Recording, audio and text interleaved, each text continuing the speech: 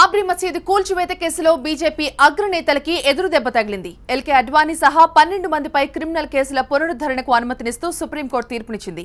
కళ్యాణ్ సింగ్ కు మాత్రం పునర్విచారణలో మినహాయింపించింది సుప్రీంకోర్టు. 2 ఏళ్లలోపు కేసు విచారణను పూర్తి చేయాలని సూచించింది.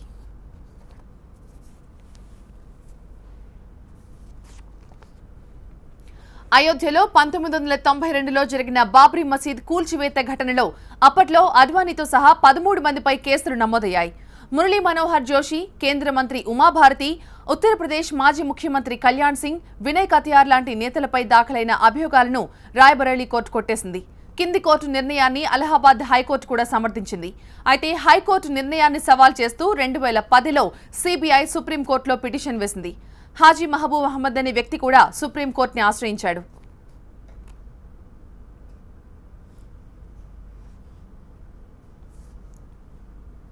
సాంకేతిక కారణాలను సాకుగా చూపి అడ్వాణీతో పాటు ఇతర నేతలకు క్లీన్ చిట్ ఇవ్వడాన్ని సుప్రీంకోర్టు తప్పుపట్టింది.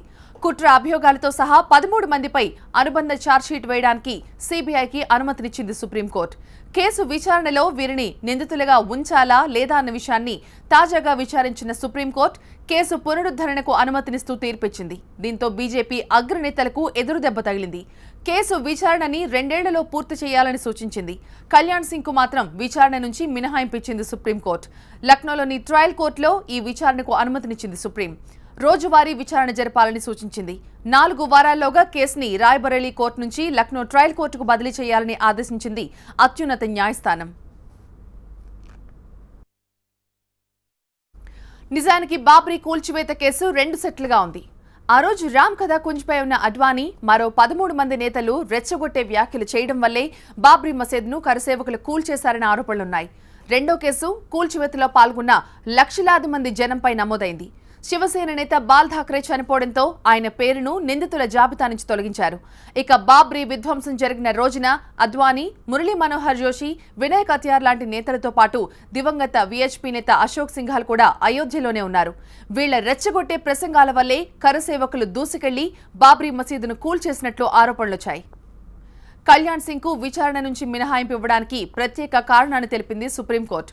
ప్రస్తుతం కళ్యాణ్ సింగ్ రాజస్థాన్ గవర్నర్ గా ఉండడంతో పదవిలో ఉన్నంతకాలం అతనిపై కేసు నమోదు చేయలేమని స్పష్టం చేసింది సుప్రీం తీర్పుతో విచారణను ఎదుర్కోబోతున్న వారిలో మంత్రి పదవులు అనుభవిస్తున్న వారు తమ పదవులకు రాజీనామా చేయాలని కాంగ్రెస్ నేత ప్రమోద్ తివారీ డిమాండ్ చేశారు. ఇదే అంశంపై మరింత సమాచారాన్ని ఢిల్లీ నుంచి మా ప్రతినిధి మహాత్మా లైవ్ లో మనకు వివరిస్తారు. మహాత్మా, సో ఇప్పటికే మొదలైంది. కాంగ్రెస్ నేతలు పదవుల్లో ఉన్నవారు రాజీనామా చేయాలన్న డిమాండ్లు మొదలుపెట్టారు. ముఖ్యంగా ఉమాభారతి కేంద్ర మంత్రి పదవిలో ఉన్నారు. ఆమె మంత్రి పదవిలో ఉండగా కేసు విచారణ ఎంతమేర నిష్పక్షపాతంగా జరుగుతుంది అన్న అనుమానాన్ని కాంగ్రెస్ నేతలు వ్యక్తం చేస్తున్నారు. ఈ నేపథ్యంలో విచారణ ఎదుర్కోవాల్సిన 13 మంది నేతల్లో ఒకరు ఉమాభారతి కేంద్ర మంత్రి పదవిలో ఉండగా మరొక వ్యక్తి కళ్యాణ్ సింగ్ రాజస్థాన్ గవర్నర్ గా ఉన్నారు. గవర్నర్ గా ఉన్నందున ఆర్టికల్ 361 ప్రకారం ఇమ్యూనిటీ ఉంది కాబట్టి గవర్నర్ పదవిలో ఉన్నంత కాలం అతని మీద విచారణ జరపడానికి ఆస్కారం లేదు. పదవిని వదులుకున్న మరుక్షణంలో విచారణ జరపడానికి ఆస్కారం ఉంటుందని సుప్రీంకోర్టు వ్యాఖ్యానించింది. ఈ నేపథ్యంలో ఈ ఇద్దరి రాజీనామాకు కాంగ్రెస్ పార్టీ నేతలు డిమాండ్ చేస్తున్నారు. ప్రస్తుతం మనతో మాట్లాడేందుకు మాజీ ఎంపీ పొన్నం ప్రభాకర్ ఉన్నారు. సార్, మీరేమంటారు? ఈ బాబ్రీ విధ్వంసం కేసులో 25 ఏళ్లుగా విచారణ సాగుతూ వచ్చింది.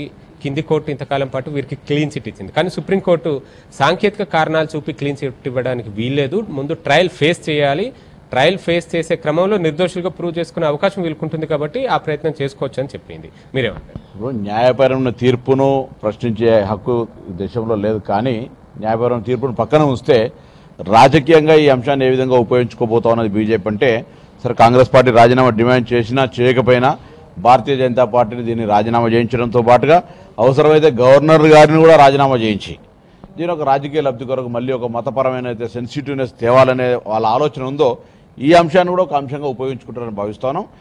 అందులోనే భాగంగానే అద్వానీ గారు గత కొద్ది రోజుల కింద నేను రాష్ట్రపతి పోటీలో లేను అని చెప్పేటువంటి పరిస్థితి, అంటే ఈ తీర్పును ముందే ఊహించినట్టుగా రాజకీయంగా అందరూ కూడా అన్ని పార్టీలకు సంబంధించిన వాళ్ళు కూడా అద్వానీని రాష్ట్రపతి అభ్యర్థిగా చేస్తారు కావచ్చు అనుకునేటువంటి పరిస్థితుల్లో ఈ తీర్పు ద్వారా ఆయనకు రాజకీయ భవిష్యత్తు లేకుండా చేయడం కానీ, అంటే ముఖ్యంగా మోడీ గారు ఏదైతే భారతీయ జనతా పార్టీ వితిన్ పార్టీలో డెమోక్రసీ అనేది ఉంటుందో దాన్ని కంప్లీట్గా బై కుక్ అనే విధంగా ఏదైతే చేస్తా ఉన్నారో ఇది మరొకసారి నిదర్శనంగా భావిస్తాను. కోర్టు తీర్పుకు సంబంధించి ఎక్కడ కూడా మేము దాని మీద మా న్యాయపరమైన నిపుణులు కానీ లేదా న్యాయపరంగా ఉన్నటువంటి వాళ్ళు మాట్లాడతారు. కానీ పొలిటికల్ ఇష్యూస్ వచ్చేటప్పటికి దీన్ని బీజేపీ అనేటువంటిది పూర్తిగా రాజకీయ అంటే ప్రజాస్వామ్యంలో అవసరమైతే మనం చూసిన ఉత్తరప్రదేశ్ ఎన్నికల్లో మీరు శ్మశానానికి అదేవిధంగా ఖబరస్థాన్కు ఉన్న తేడా అనే మాటను ప్రధానమంత్రి స్థాయిలో ఉపయోగించుకొని రాజకీయ లబ్ధి అయితే పొందుతా ఉన్నారో, దేశం మొత్తం పరిపాలిస్తున్నప్పుడు ఒక ప్రాంతంలో ఎన్నికలు జరుగుతుంటే ఆ ప్రాంతంలో ఎన్నికలు గెలవడానికి రైతు రుణమాఫీ చేస్తామని ప్రకటించినటువంటి పరిస్థితి ఏదైతుంది. అప్పటికి ఎందుకంటే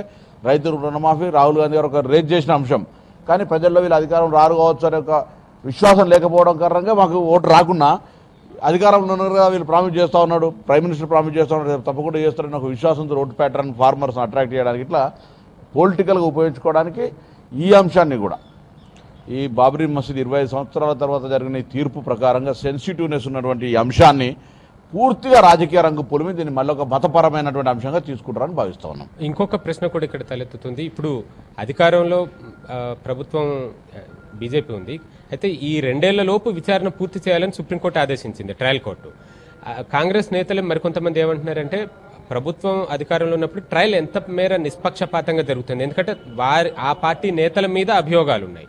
సో ఈ ట్రయల్ నిష్పక్షపాతంగా జరుగుతుందా లేదా అన్న అనుమానాలు వ్యక్తం చేస్తున్నారు, మీరేమంటారు? సరే, ఇప్పుడు నిష్పక్షపాతంగా మనం కోర్టు పట్ల విశ్వాసంగా ఉండాల్సినటువంటి దర్యాప్తు సిబిఐ పట్ల గతంలో వీళ్ళు అన్నారు ఇది కాంగ్రెస్ బ్యూరో ఆఫ్ ఇన్వెస్టిగేషన్ అన్నారు, ఈరోజు దానికి సంబంధించి నీతి ఆయోగ్ అన్నాము, లేకపోతే దానికి సంబంధించినటువంటి లోకాయుక్తలను స్ట్రెంథెన్ చేస్తామన్నారు. అనేక రకమైనటువంటి ప్రజాస్వామిక సంస్థలను పూర్తిగా ఇంక్లూడింగ్ ఎలక్షన్ కమిషన్తో పాటుగా ఇప్పుడు ఈవీఎం ఇష్యూ అంశాలు చర్చ జరుగుతుంటే ఎవరు మాట్లాడేటువంటి పరిస్థితి, అట్లా అనేక ప్రజాస్వామ్యంగా ఉండేటటువంటి మీడియాతో సహా అన్ని అంశాల మీద ఒక ఉక్కుపాదం మోపి ప్రభుత్వం నియంతృత్వంగా నడుపుతోంది. కాబట్టి ప్రజాస్వామిక సంస్థల పట్ల అనుమానం ఉంది.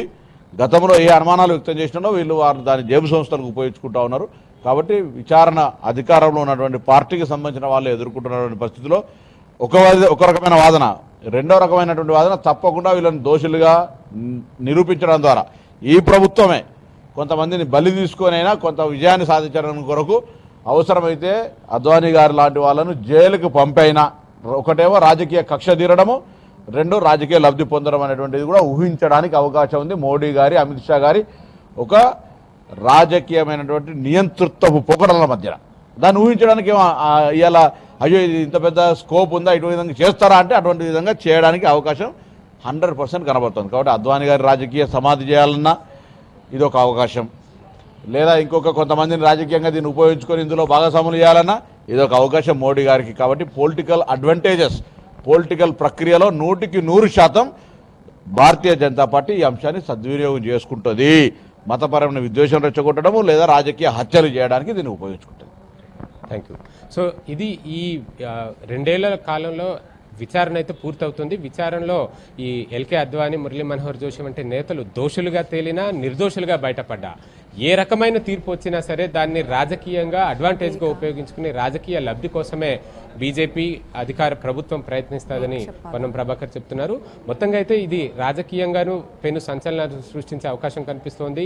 అంతర్గతంగా భారతీయ జనతా పార్టీలోనూ అలాగే ప్రతిపక్షాలు ఇప్పటికే ప్రశ్నించడం మొదలుపెట్టారు, రాజీనామాలు చేయాలని డిమాండ్ చేయడం మొదలుపెట్టారు.